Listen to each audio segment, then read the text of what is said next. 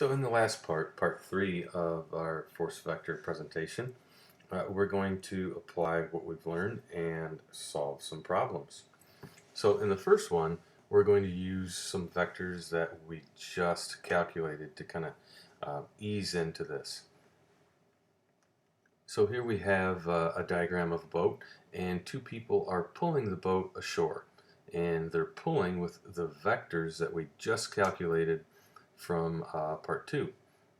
So here you see vector A with 75 pounds up and to the right at a 35-degree angle counterclockwise. And you see vector B, which is also 75 pounds. It's also 35 degrees, but it is clockwise, and it points down and to the right. And we want to calculate the resultant force. So in other words, what does that boat feel from both of those forces when we add those together? So the first thing we want to do is list what we know. We've already calculated the x and the y, which you can see here that we have listed. And let's draw a diagram. That'll help us kind of see things and do some math. So now we've created a table. What we want to do to find the resultant force is add the components in each direction. So for example, in the x direction, and by the way, when you solve problems like this, I would expect you to write the equation as you see it here. So for example, this problem, I would expect you to write sigma f sub x equals f sub ax plus f sub bx. Now that might seem pretty simple, and you might say to yourself, Mr. Tegmeyer, I know how to do that.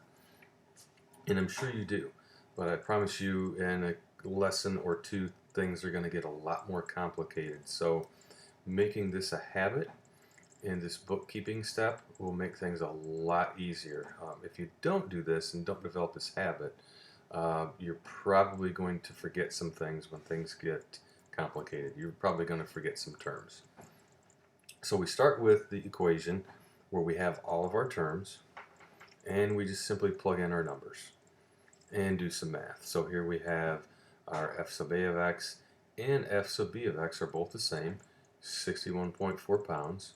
And when we add those together, we get 122.9. And remember that if it's positive x, that points to the right. And when we do the same thing for y, we start with our equation.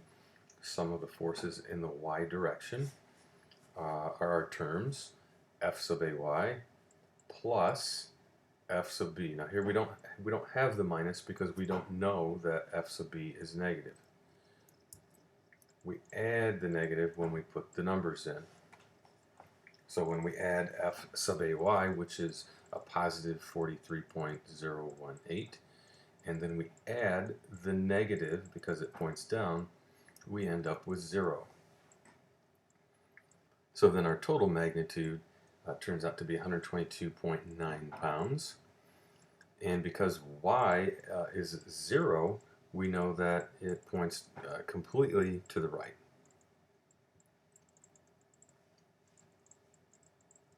So the next thing we want to do is draw that resultant force. So let's replace our original diagram with what we see here. And you'll notice that if it's drawn correctly, that should be twice as long as our original x component forces. So it's as simple as that. And what we see represented here is that the resultant force is 122.9 to the right. It's at 0 degrees because it points completely right, and our sense obviously is to the right.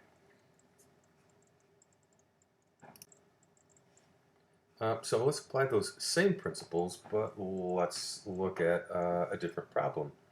So here you see a screw, a type of screw, and you would use this type of screw maybe to hang a picture. So in this view, for example, you might be looking down from the ceiling onto a screw that's in a wall, and these wires or cables might be holding a picture. Pretty heavy picture, if you look at the numbers, but the idea is the same. And we want to calculate the resultant force on this screw. And so you see we have a vector C, which is 300 pounds, and it's at 60 degrees counterclockwise from the x-axis. And we have vector D pointing down and to the right, which is 400 pounds, and 30 degrees clockwise from x. So just like we did before, we want to break that down into its components.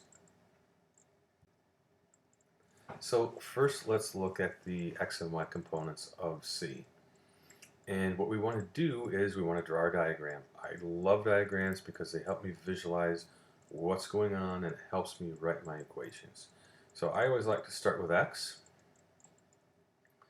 and we're going to rearrange our terms just like we did before. We're skipping a couple of steps here, but we can write f sub cx is 300 pounds, which is our C, times the cosine of 60 degrees, and we know that's to the right.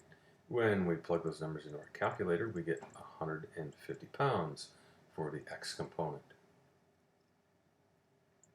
And similarly for the y component, we get f sub cy is 300 pounds times the sine of 60 degrees, and we know it's pointing up, and we get a value of 260. So now we've calculated the x and y components for C. Let's do the same thing for D.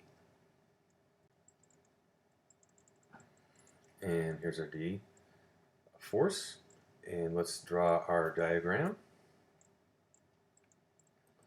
Going through the same procedure, we have f sub dx is 400 pounds times the cosine of 30 degrees, and it points to the right, and we end up with 350 pounds, not forgetting our units, of course. And for our y component, we get 400 pounds times the sine of 30 degrees, and we know that that points down. And that's one reason we want to draw our diagram, because it helps us remember what direction that's pointing. If we don't do that, we kind of have to think about it too much, and I don't like thinking. So we get f sub dy is 200 pounds, but it's negative because it's pointing down. So here we have our original diagram. Let's take a look at what those look like and when we add them, and we want to replace those vectors there with their components. Again, let's break down the diagram itself into what we calculated. So here you can see just by inspection, unlike the last problem where the two y components canceled, they don't cancel here. So our resultant vector is going to look a lot different. So just like we did before, we're going to sum the forces in the different directions. And we're going to start with x, and we write our equation with our terms. So our sum of the forces in the x direction equal the force from the C and force from the D vector. And when we plug those numbers in, which we have in our table to the left, we end up with 496.4 pounds, and we know it's positive, so it points to the right. When we add our y vectors, again we start with our equation, sum of the forces in the y, and every term in the equation is positive. Remember that we add the negatives when we put the numbers in. So we have 259.8 pounds minus 200 pounds, and we end up with 59.8. So our sense is up and to the right, but we don't know what the magnitude is yet. And one important thing to note about how to draw our resultant is we can actually do that two ways. It doesn't matter if we draw the x component first or the y component first. We end up with the same thing. And you can see the blue arrow here is our resultant force, and you can see it's exactly the same. It looks like a different triangle, but when we put the x-axis in and the y-axis in at the origin of the blue arrow, the resultant is the same. And now we want to find out what the magnitude is. So to find the magnitude, we can just apply Pythagorean's theorem, which we know. That's just a squared plus b squared equals c squared. And it doesn't matter what we call a or what we call b. And in this example, a is our 59.8 and our b is 496. And remember to square those. And remember to take the square root of those to find the resultant value. And when we do that, we find that our magnitude then is 500 pounds. We also want to find what that angle is.